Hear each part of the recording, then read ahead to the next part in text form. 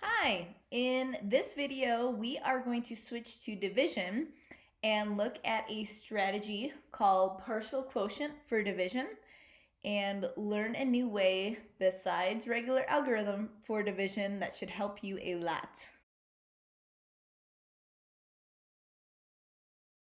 Before we get started with the steps of the strategy, I want to explain why this is a great strategy. With regular algorithm for long division, it can be kind of scary because you have to know exactly how many times your dividend can go in your divisor or the parts of it.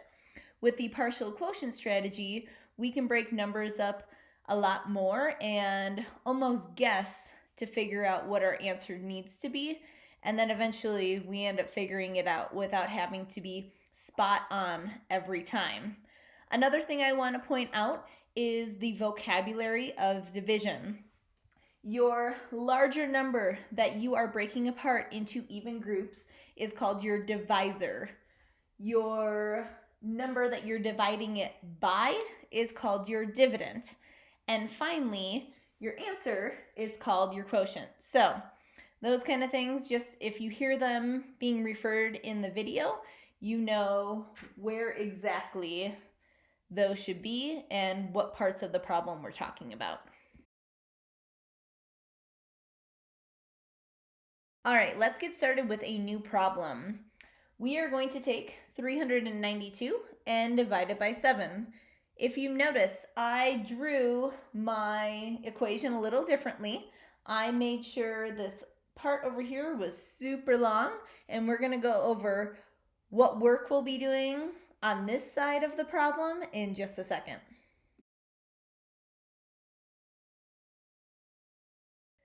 What's awesome about partial quotient is now we get to take some guesses. We don't have to be spot on just like we do with algorithm.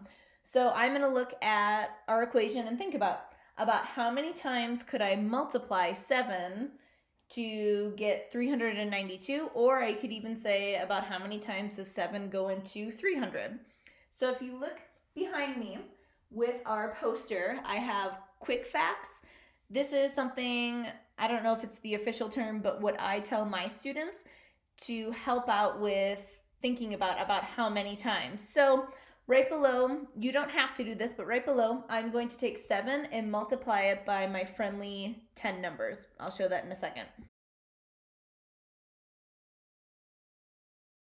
So I wrote down my quick facts. Now, if you can see, I just took 7 times 10, 20, 30, 40, and 50.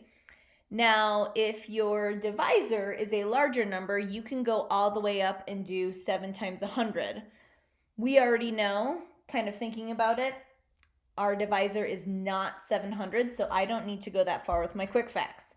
This also helps with teaching the power of 10 or practicing the power of 10 and just with that fluency of your multiplication. So now I'm going to look at my quick facts, look at my answers, and think about, well, what could I use right up here? I'm going to take a noticing that 7 times 50 equals 350.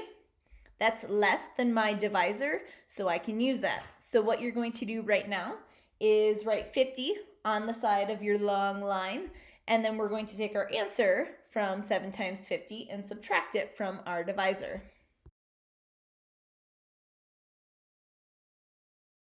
After I subtracted, I ended up with 42 left. Now I'm looking at my quick facts and none of those really match up, and I should be thinking about single digit multiplication, and I think about, well, how many times does 7 go into 42? If you need to draw this out, count this out, totally fine. We're going to go ahead, and we know that 7 goes into 42 6 times, so I'm going to write my 6 right over here, and then I know 7 times 6 is 42, so I'm going to subtract that over here.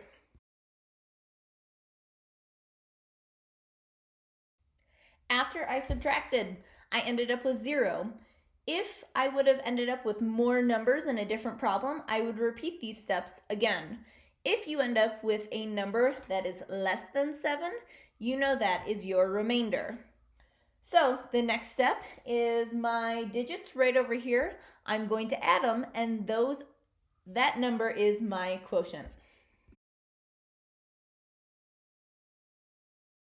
And we have our answer. So 392 divided by 7 is 56.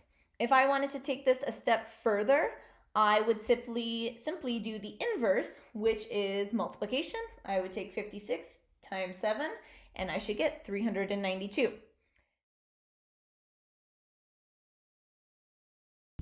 There he is.